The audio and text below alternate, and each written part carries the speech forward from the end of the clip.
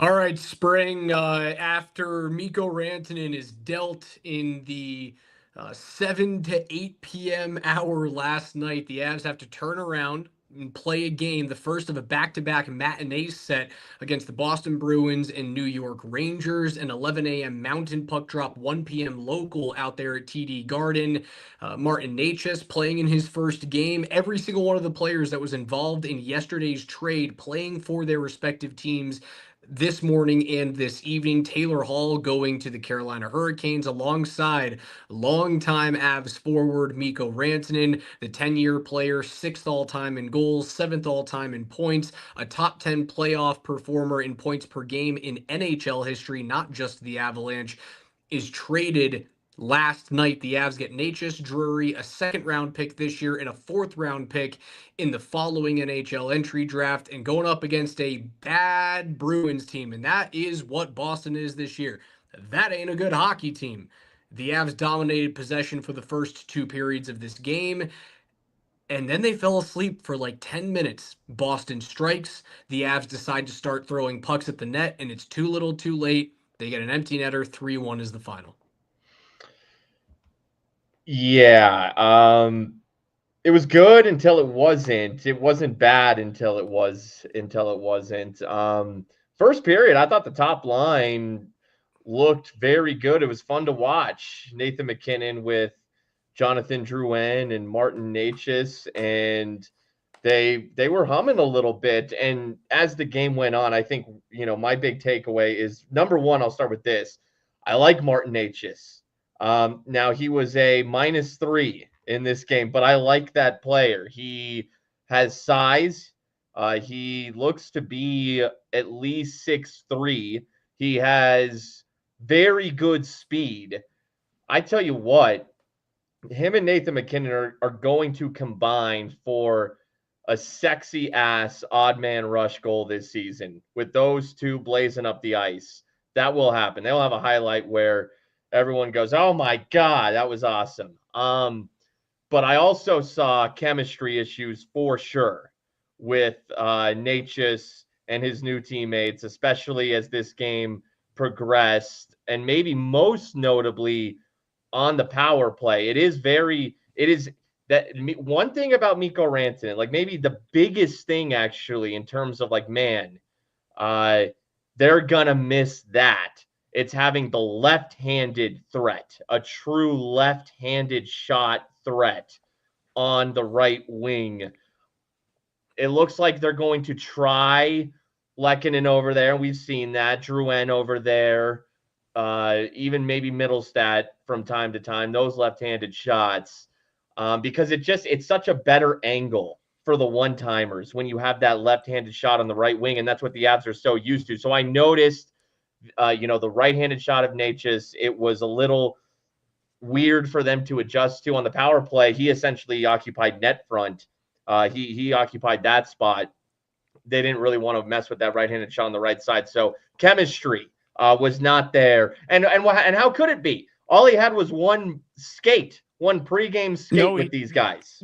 They didn't even have morning skate today, right? Because it's such an early game. There is no morning skate. The only thing he has was literal pregame warmups. That was it. Even worse. So that's my big takeaway from that game. RJ asks, how long will it take for the new guys to get into the rhythm of the team? It's going to take a couple of weeks, right? The Avs, and it's a weird spot to trade players, right? Because Colorado and the rest of the league goes off on a 2-week Four Nations face-off break starting on February 9th. They don't come back together until the 22nd. And Necas, a Czech native, will not be participating in that game. So he gets 2 weeks off. The Avs aren't going to have many practice opportunities in between now and the 9th. It's a lot of game action. It's a lot of pregame skates. You're not going to have a pregame skate tomorrow. So it's another one where you just get to throw out there and just go play shinny, go play hockey, go be very good. And Necas in the first period was the most dangerous player on the ice. Without a doubt, he was. he tapered off toward the end of the game in the second and in the third, a little bit turnover happy in that third period.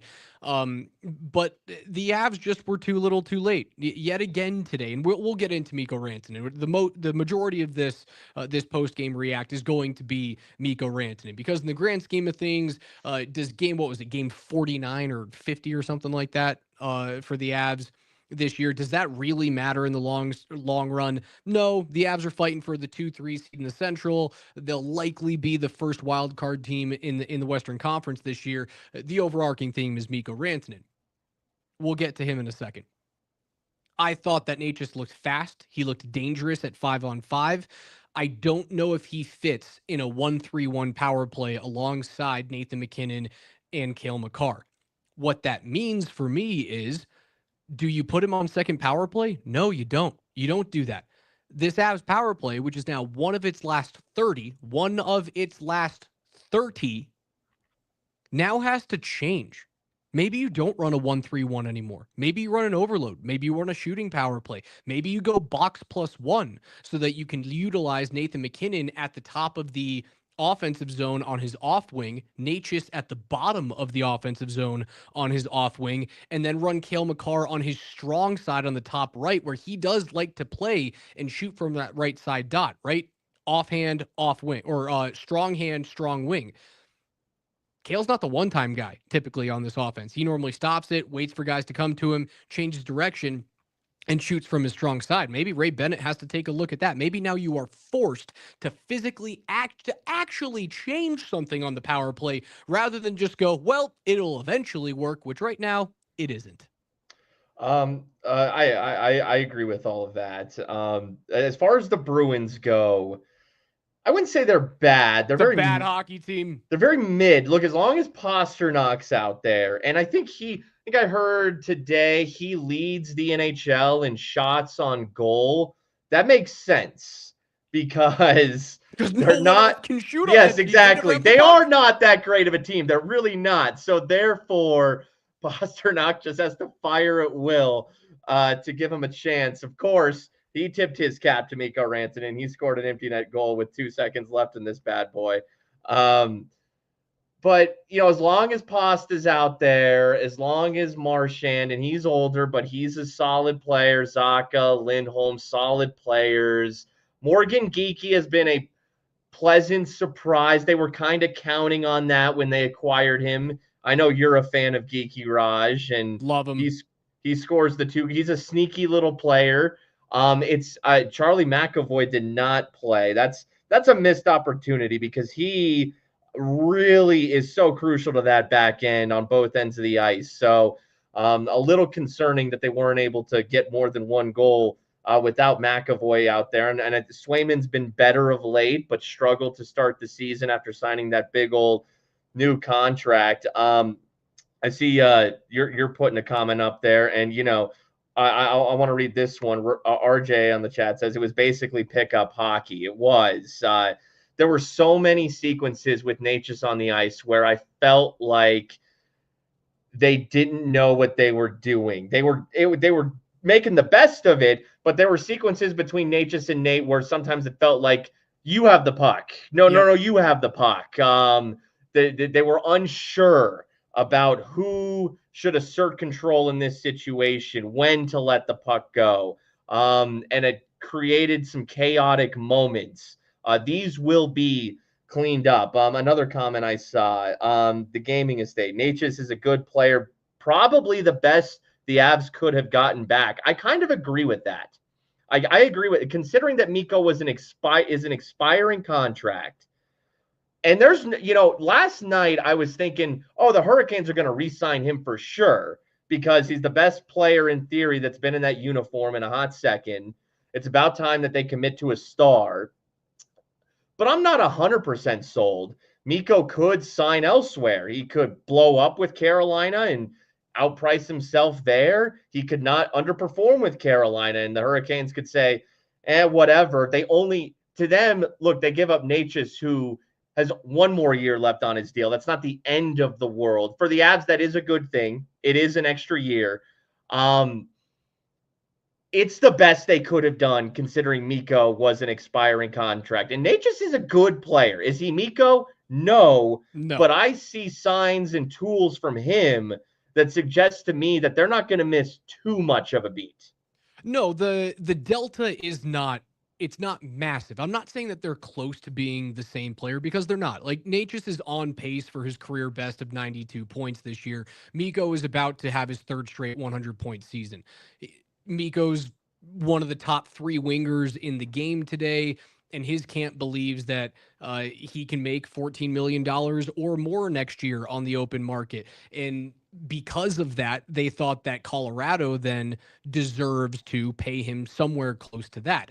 A lot of this is going to come out over the subsequent weeks and months and going into the offseason about exactly where both camps and both parties were in these negotiations. Colorado does have that internal cap of 12.6. They have to look to the future to understand that they have to re-sign Cale Makar, and re-signing Mikko Rantanen north of that $12.6 million mark may bar you from keeping a generational defenseman on your team. And honestly, if the franchise is asked, Cale Makar or Mikko Rantanen, 100 times out of 100, they're going to take Cale Makar. And that's not a knock on Mikko. Mikko is amazing. He's not in the conversation of like Bobby Orr to Cale Makar. Natchez is a really good player. He fits in with the team. He is ridiculously fast. Ridiculously fast. He can play the middle, although Jared Bednar in his post-game interview did not necessarily say that they're going to utilize him. I still think he's a top-line player. Put him alongside Nichushkin, McKinnon, and Natchez as your top line when everyone's back and healthy. You bump your second line to Casey Middlestat and Arturi Lehkonen. Jack Drury is going to be decent as a third or a fourth line center option on this team. They're both team controllable for at least the next season. Drury an RFA after the following year, and Natchez a UFA after that following year. I like the players. You cannot replace 50 goal scorers. It's not going to happen. It will have to come with a change in philosophy. You can't rely on that top unit consistently. Chris McFarland said that before the game today. We have to be a deeper team. We have to be able to play 4 lines deep. So, as this experiment goes along, if the Avs don't get more depth scoring, then you're in trouble. But if they do, then this deal looks like a good one on the onset. Yeah, and here's where I want to expand on what I said about Mikko last night. Okay, the Avs could have. They had every opportunity. The choice was in their hands. The Avs could have extended Mikko to that huge money, not even big money, huge money deal that he wanted. They could have done it. But then they would have sacrificed the ability to spread some of that money across all 4 lines and all 3 D pairs. It would have made them very top heavy. The third line that we've seen for the bulk of this season, that Kelly, Kiviranta, O'Connor line, is an admirable third line, but we're in an NHL today where your third line has to be close to your second line in a lot of respects. That's closer to a fourth line right now. For cup contenders, that Kelly, Kiviranta, and O'Connor line that you just mentioned is a very good fourth line. It's a middle of the road third line. Exactly. And I thought it was interesting today that they put Parson in on the second line and Colton with Jack Drury and Logan O'Connor on the third line. Ross Colton deserves that spot over Parsonen on the second line. But I think we're seeing a soft relaunch into what I think they want until maybe Landeskog gets back, if he gets back, of the Roaring 20s line reuniting. I think that they want Ross Colton, Miles Wood, and Logan O'Connor. Jack Drury's just kind of filling in until Miles Wood gets back. Then Colton will center that line.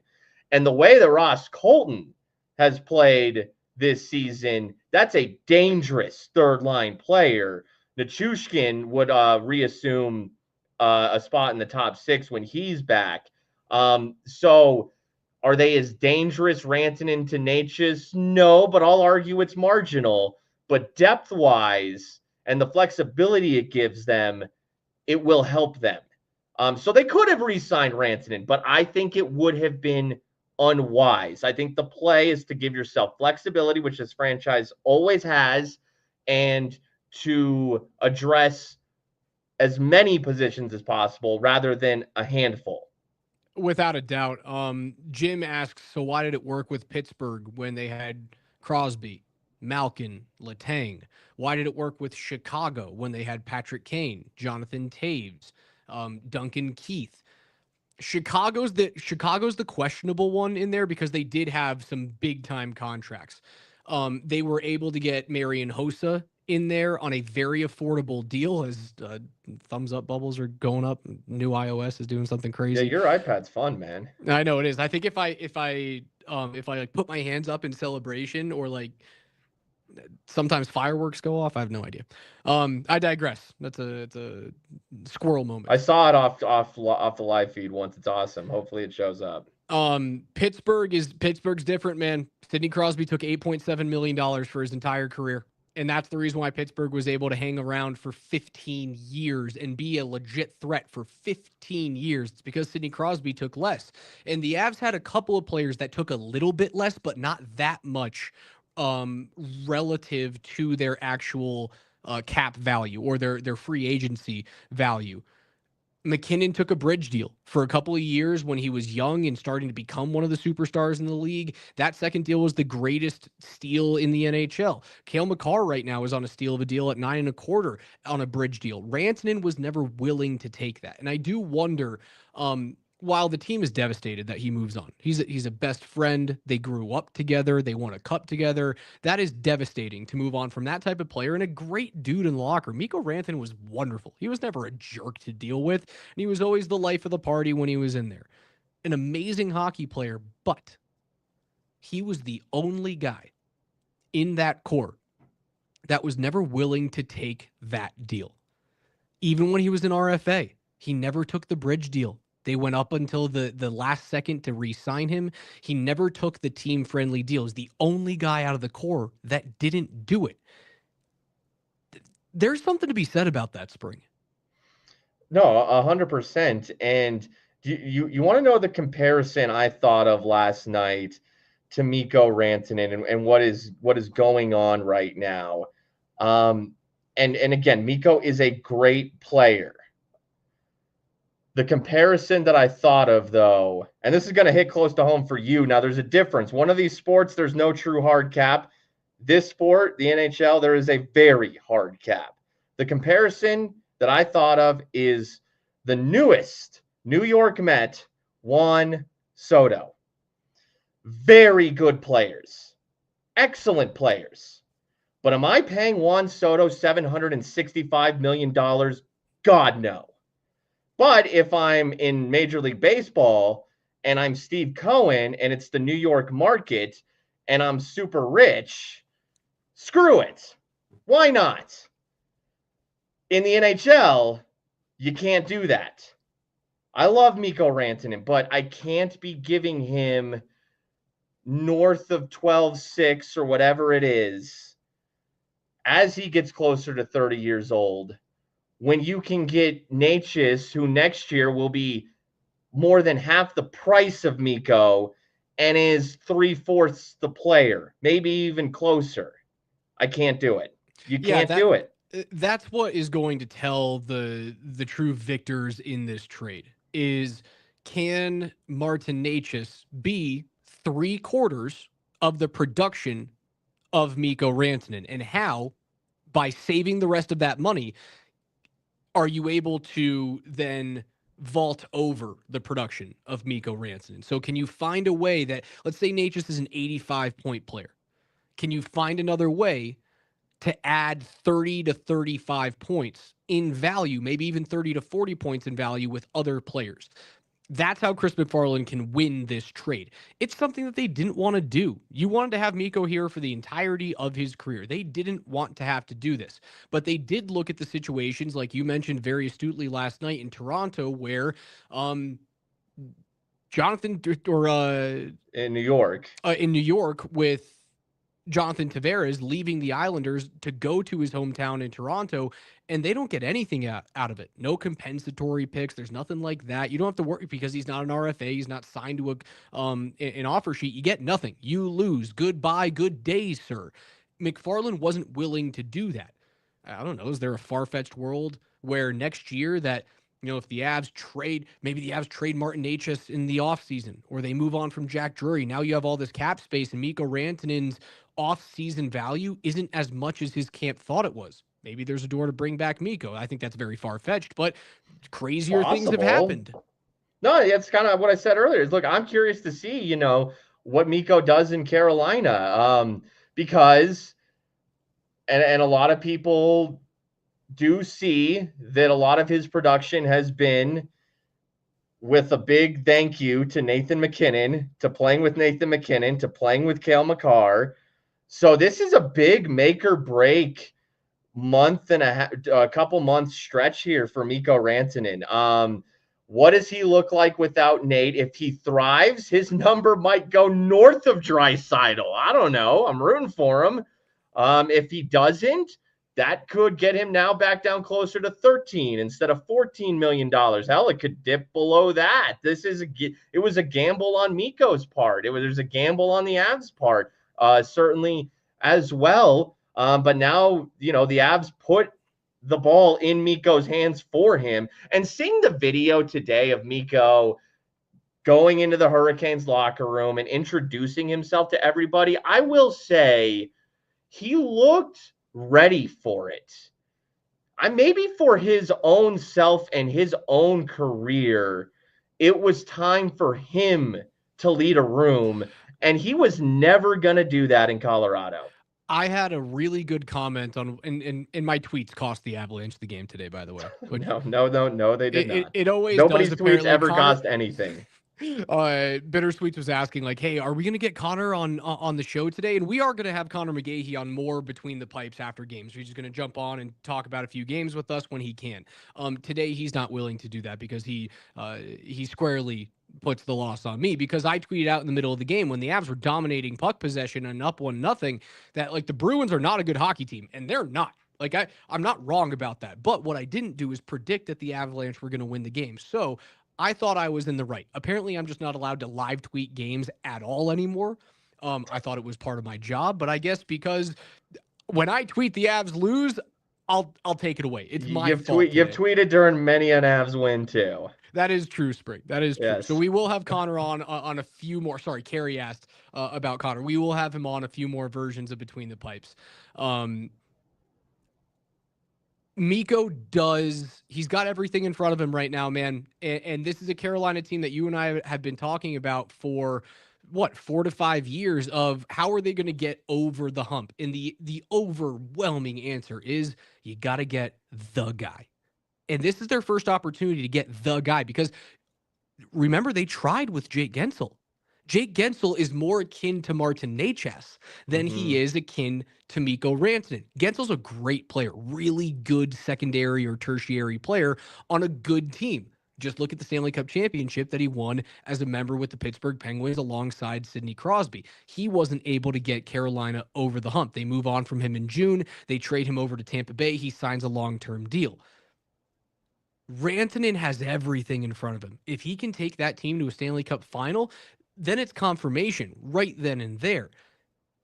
He is that player that can do that for them. They're a really good hockey team. They just didn't have the guy who can score 50 goals or put up 100 points. I think this is a really good deal for was it Toulouse or whoever the GM is out there I saw his name all over Twitter today. And that's speaking of the Hurricanes GM, he said today that he's been calling Colorado since the summer, throwing little sprinkles at Chris McFarland about Rantanen, like, hey, what do you think about this? What do you think about that? They needed their guy.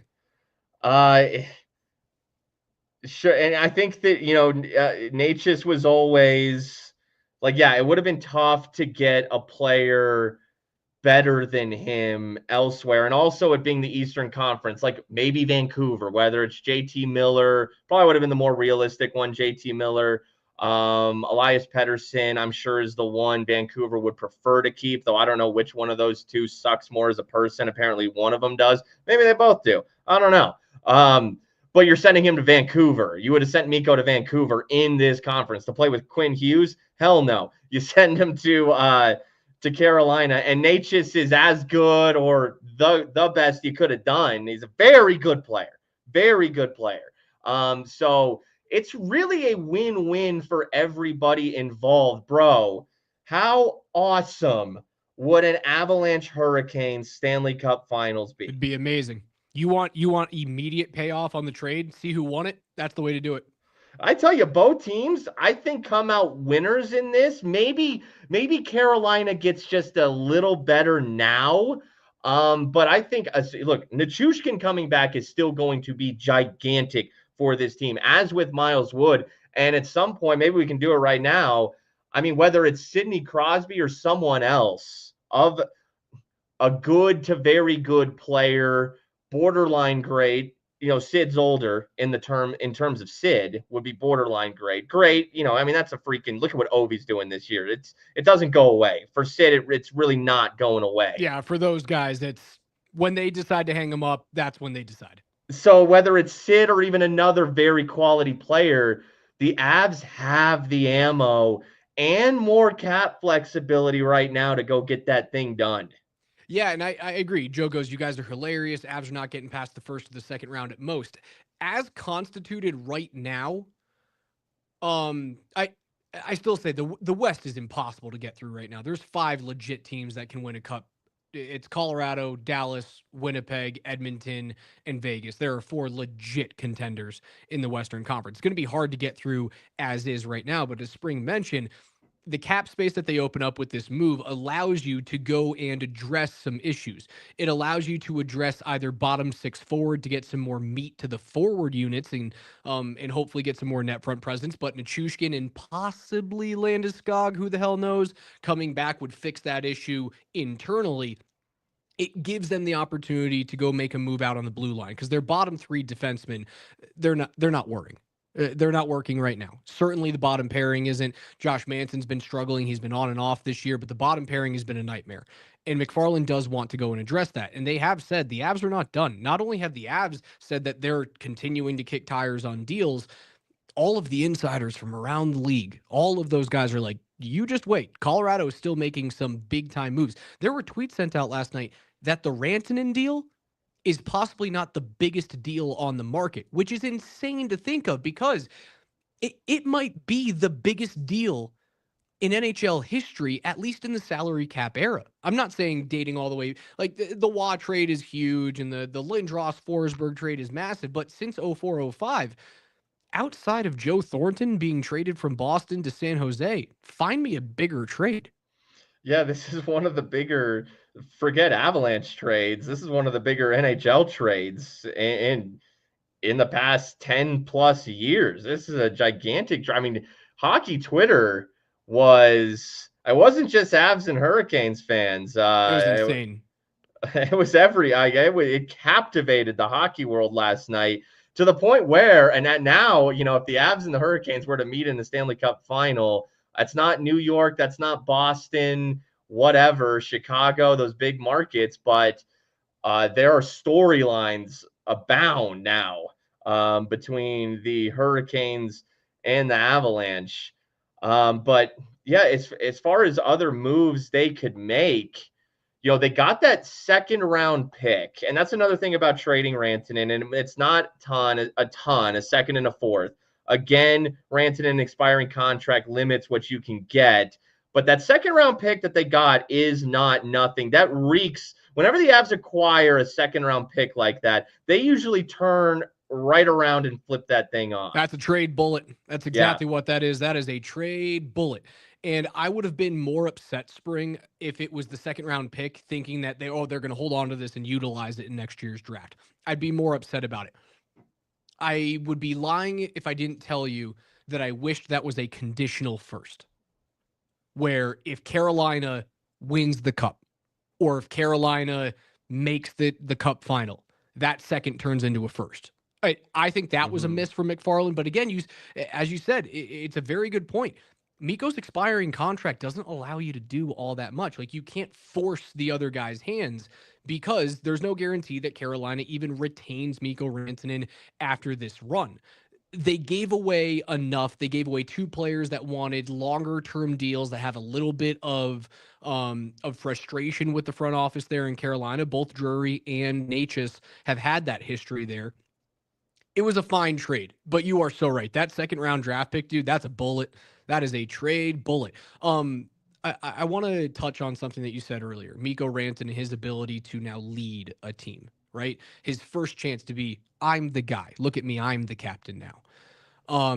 They've got a really good established veteran decor there of leaders. Brent Burns, Colorado's own Jacob Slavin, one of my former teammates, great dude. They've got a really good established core there of leadership. So he should be able to slide in easily. I had a really good question from someone on Twitter, from Dave on Twitter. His question ends up being this. Do you think it's possible that Rantanen subconsciously just needed to get out from behind the eclipse-level shadows cast by the otherworldly talent of both Nathan MacKinnon and Cale Makar? Imagine having the stat lines he has and feeling like you're only ever up for Best Supporting Actor.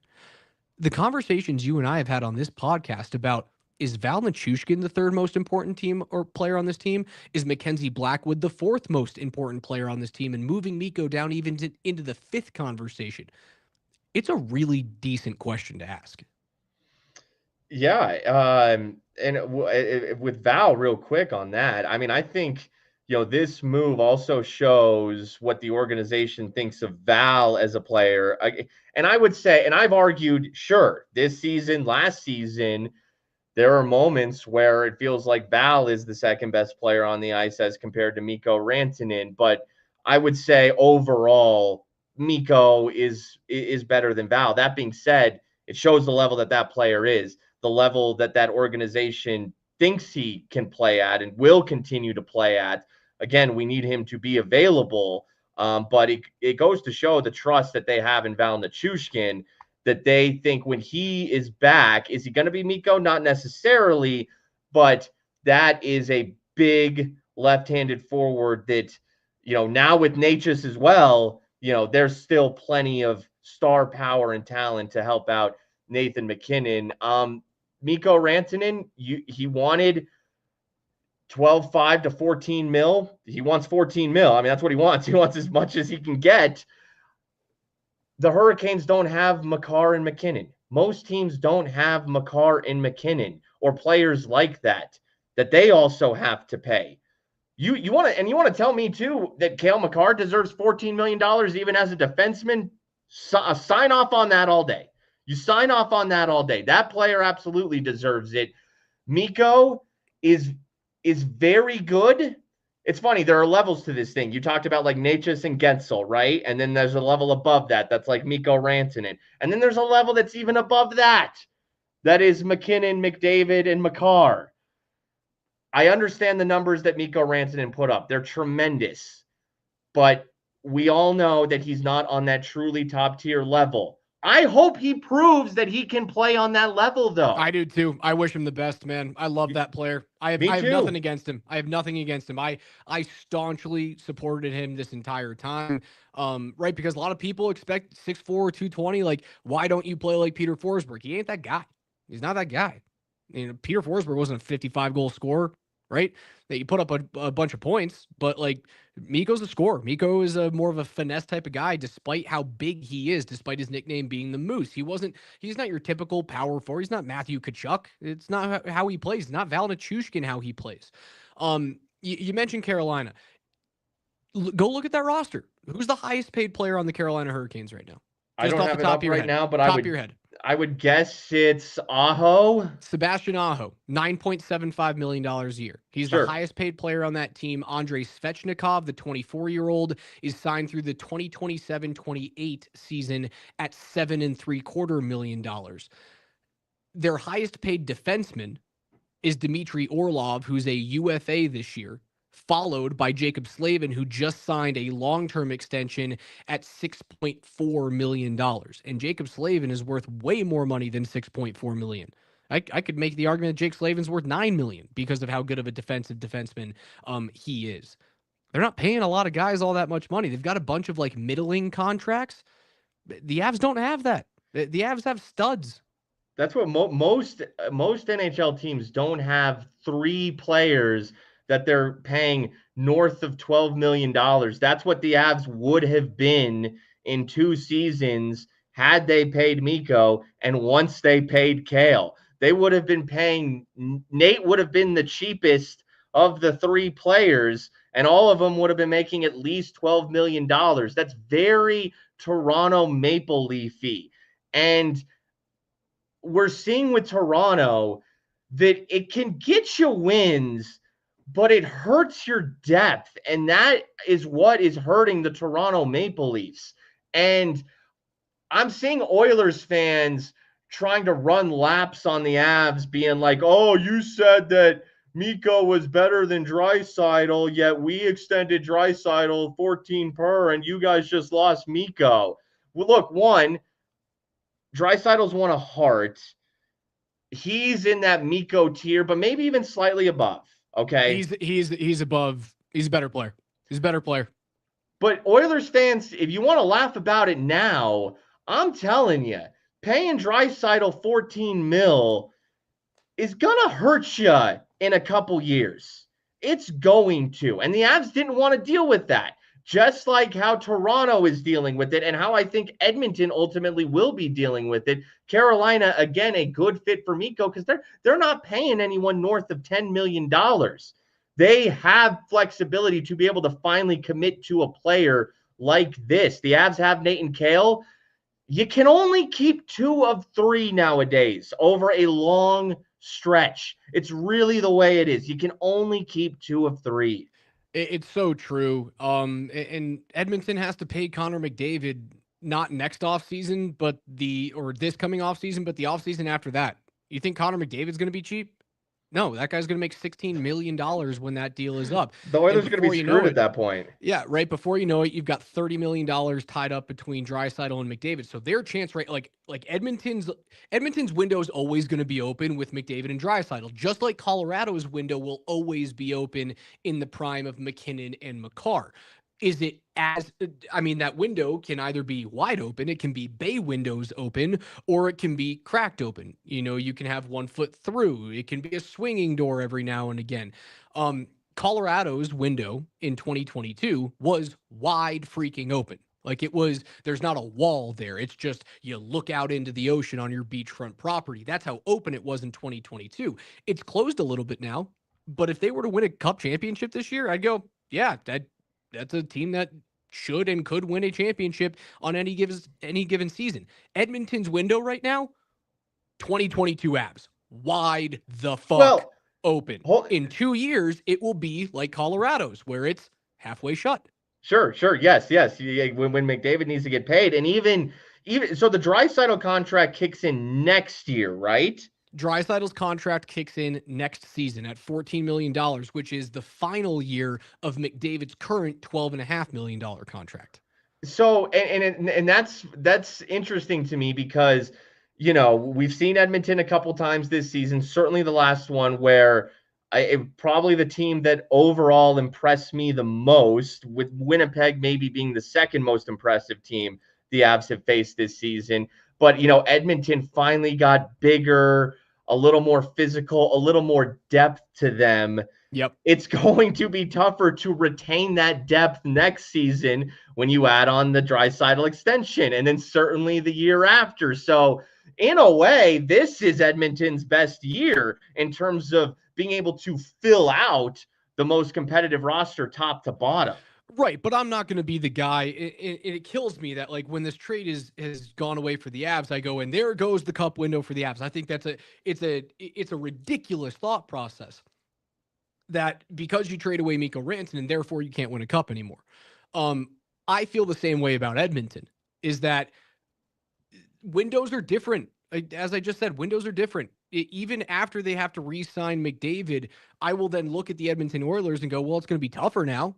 But is their window closed when Connor McDavid is still on the team at 30 years of age in the middle of the height of his powers? No, it's not closed. It's going to be tougher. It's going to be more difficult to find those players that can jump up and make a big splash. It's going to be tougher to find those Zach Hymans lying around and him making a 50 or a 60 goal splash, whatever it was last year. It's going to be tougher to find those things, just like it's been tough for the Avs to find those players to fill in the roles of guys that have left. The Nazem Kadris, the Andre Burakovskis, the Eric Johnsons. It's tough to find those guys when you start paying your big time players. The difference between Edmonton and Colorado, the Avs have a freaking Stanley Cup championship ring. Edmonton doesn't.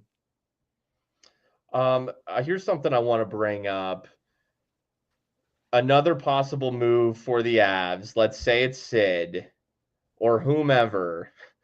I brought it today. It was mine's in my closet. This is my emotional support ring today because of all the things that happened with the Avs. I brought my Stanley Cup championship ring with me today for the show and for the pod. So we mentioned the second round pick that they got. Or they have their first round. They don't have a first round pick in this upcoming draft. They didn't have a second. They did not have a second round pick either. That was like the Lars Eller trade or something like that. That was the Lars Eller trade. Yuck. Yeah. How the hell did that guy fetch a second? Lars, he's been okay with Pittsburgh, and I like the move in theory. Man, real quick on that note, I think overall the Avs are I think the Avs front office is tremendous. I think that, look, this was a tough, bigger move to make, but I think they got the most that they could out of it. I think across the board, they make largely great moves, even the little ones. Like Eller was one of the rare swings and misses. For example, today, Juuso Parssinen, man.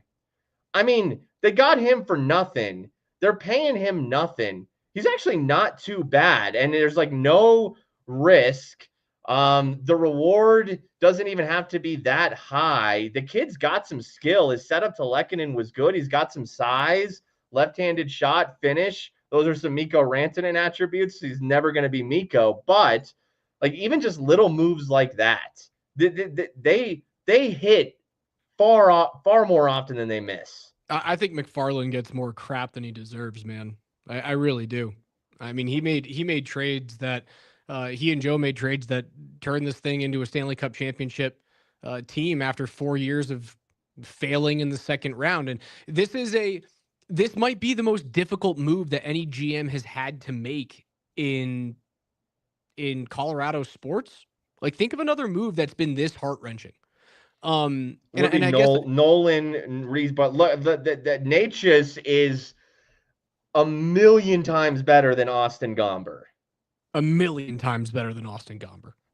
It's not even close, dude. And that's actually Austin Gomber's like a scrappy little fourth or fifth starter, but that's not fair return for Nolan Arenado. No, Marty Natchez is far more fair. Yeah, Natchez is a 2-starter in that analogy. Yes, exactly.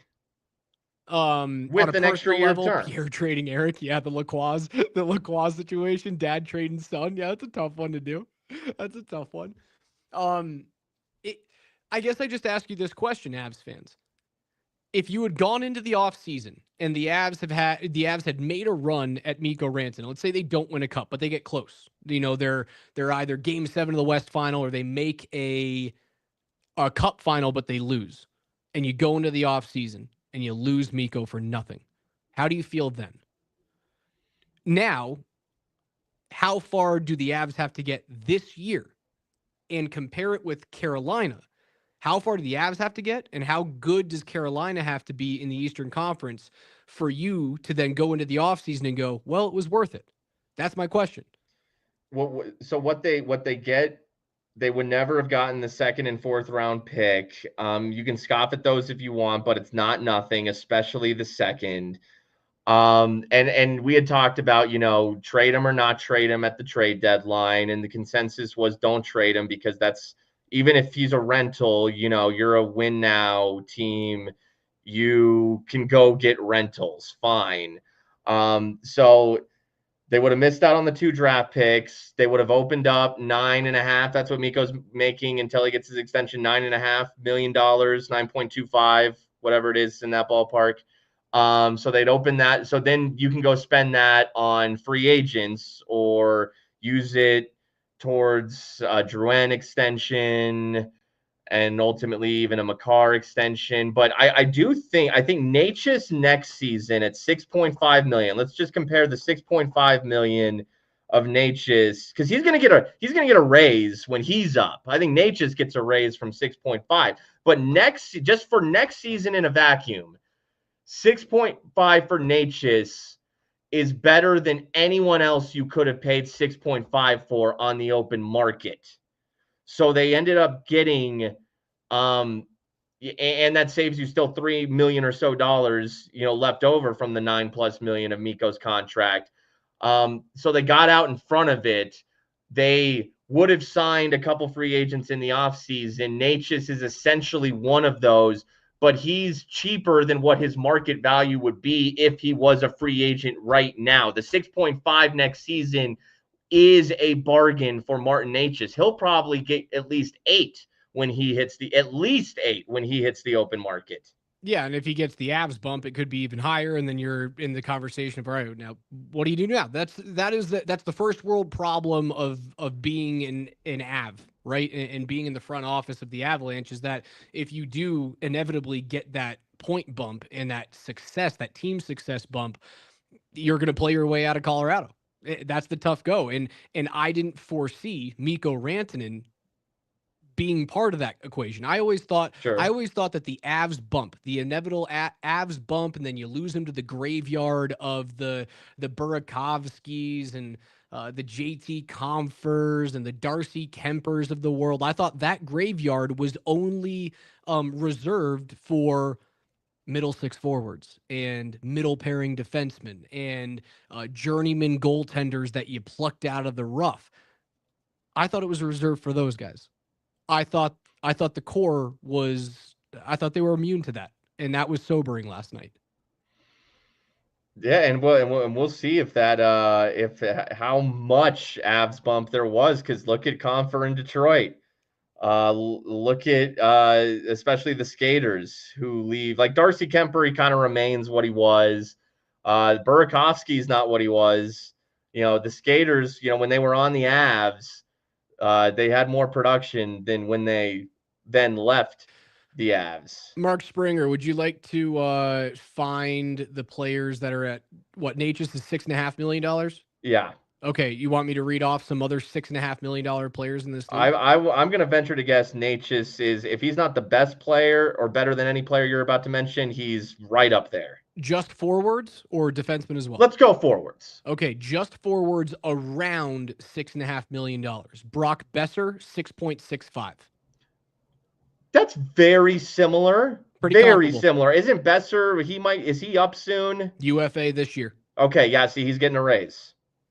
Claude Giroux, 6.5. Oh, night and day. Natchez. Braden Shen, 6.5. Shen's a good player, but night and day. Natchez. Chris Kreider, 6.5. I think he's, he was a big free agent signing, right? And he's getting a little older. Natchez. Kreider and Shen, both 33 years of age. Yeah, 33. Yeah. No. Natchez is what, 27, 28 years old? 27. Right in his prime. Tom Wilson, 6.5. Oh my God.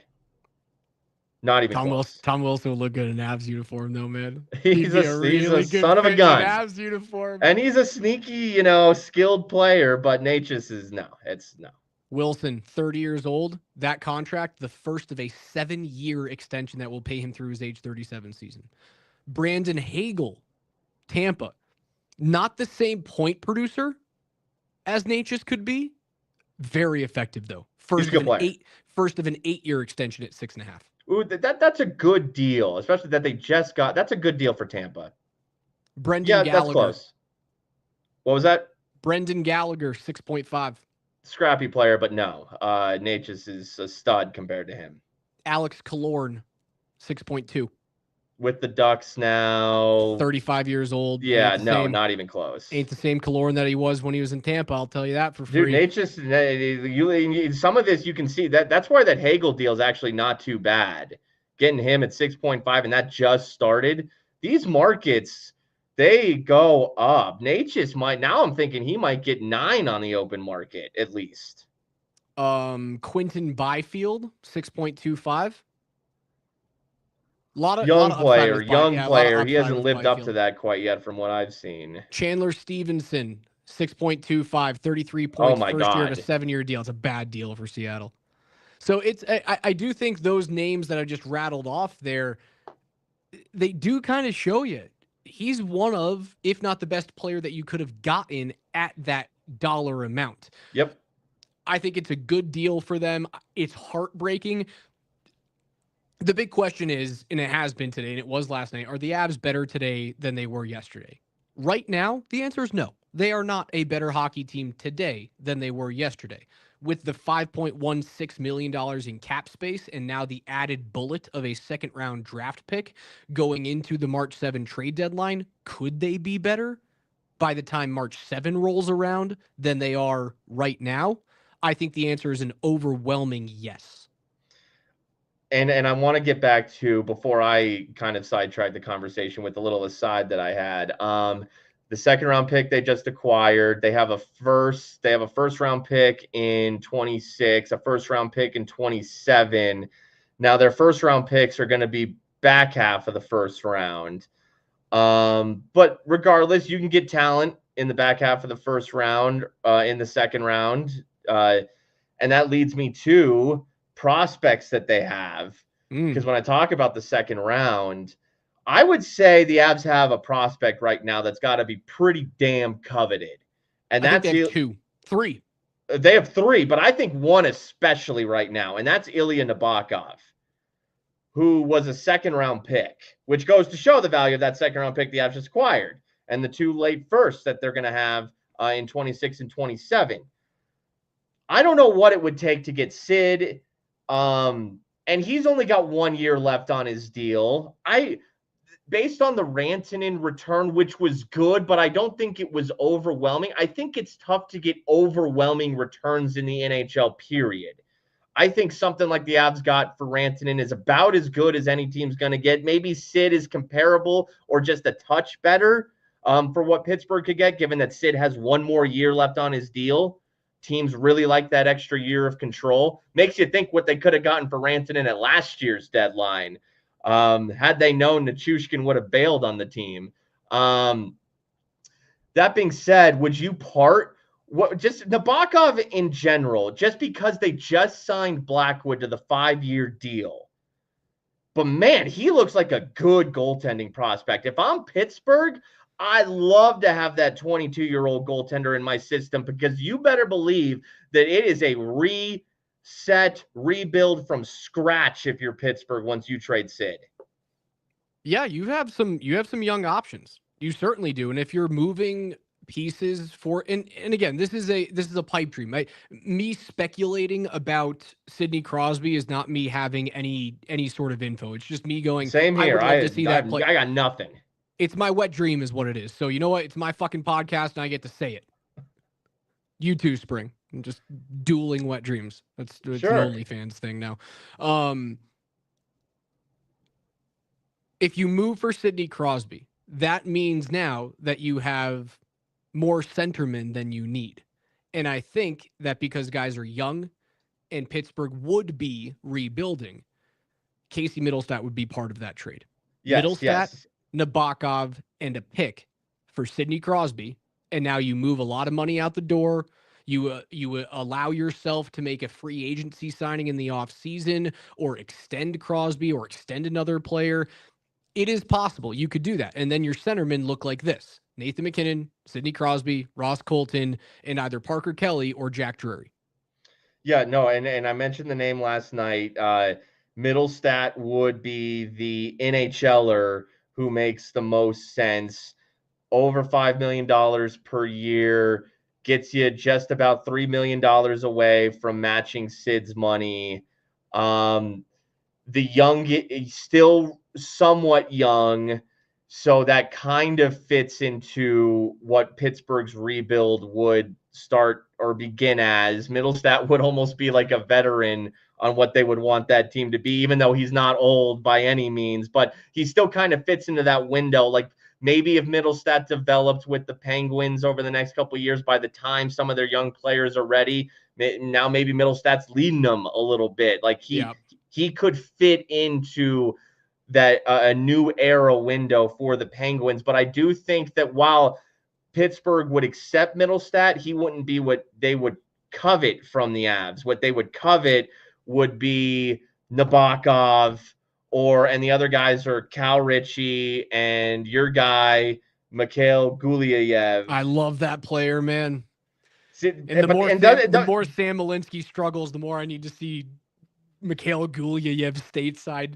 But there you go. But the Avs have, I think, quality, enticing prospects at all three levels. They have a good goaltending prospect, they have a good defenseman prospect, that's Gulyayev, and they got a good forward prospect, that's Cal Ritchie. They do. They have bullets, man. They have bullets. McFarland's not done. They will make another deal before March 7th. And it's not going to be Lars Eller. It's going to be something bigger than that. This team is not done. So my answer, are the Avs better today than they were yesterday? No. Will the Avs be better by March 7th than they are today? Hell yeah. I still believe in the team to win it. I think they can do it. They need to change a few things philosophically. The power play needs to figure it out. You got to start shooting pucks. You can't keep waiting to play desperate hockey until you're down in the third period. Start playing like that more often. And maybe it's like, yeah, we're just going to wait to do that until March and we start peaking in April and then the playoffs come and roll around. Maybe that's what we're looking at right now, spring. This team, they're fine. I think this is it was a Sophie's choice that you had to unfortunately make, and it's better than getting left at the altar, man. It really is.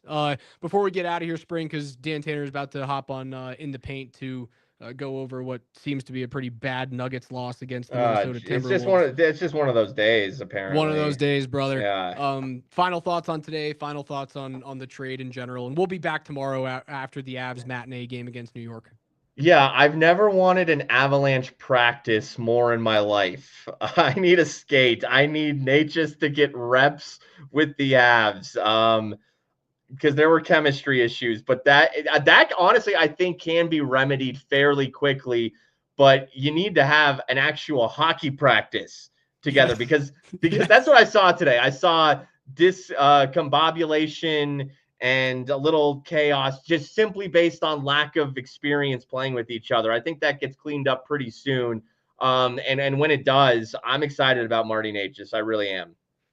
Yeah, wild. It's been a wild 18 hours in Avs Nation. Wild 18 hours around the National Hockey League. I mean, we had meetings last night when this trade got called in. I was out at dinner. I was a bottle and a half of wine deep at dinner in my phone. I pulled it out of my pocket. We were with some friends, some like new friends of ours. So I was trying to be like very good about not looking at my phone while we're hanging out with these people and trying to like build a relationship. My phone is buzzing like a freaking vibrator in my back pocket the entire dinner. It's just. And finally, after 35 minutes, I whip my phone out and look at it, much to Caitlin's chagrin. 56 text messages, 8 missed calls, like 25 Twitter mentions, and I go, what in the hell is happening? And then Armageddon. It was nuts. What a time to cover this team. It's funny. I swear to you, man, because we've yelled about Mikko Rantanen all season long. It did cross my mind that one day before the trade deadline, we would get a bomb. Was it a Freed bomb? What's the Woj bomb? In NHL, let's call it a fridge bomb. A fridge bomb, a Brun bomb, a LeBrun bomb. Either way, it crossed my mind, but I honestly didn't think it was likely. I thought they'd view Mikko as a rental. So I wasn't 100% shocked, but it was surreal. It was surreal to actually see it, and shocking in that sense. All right, Spring. It's going to do it for us today, for our friends at Safeway and all of you guys who join us every single day and every single Avs game for Between the Pipes. We appreciate you guys. I know it's been a tough 18 hours as Avs fans, but there is sunshine on the other side of the horizon. I promise there is. Avs will take on the New York Rangers tomorrow, 11 a.m. Mountain Puck Drop. We'll be back here around 2 p.m. or so for more Between the Pipes. We love you guys. For spring, I'm Raj. This is Between the Pipes. We'll talk to you tomorrow.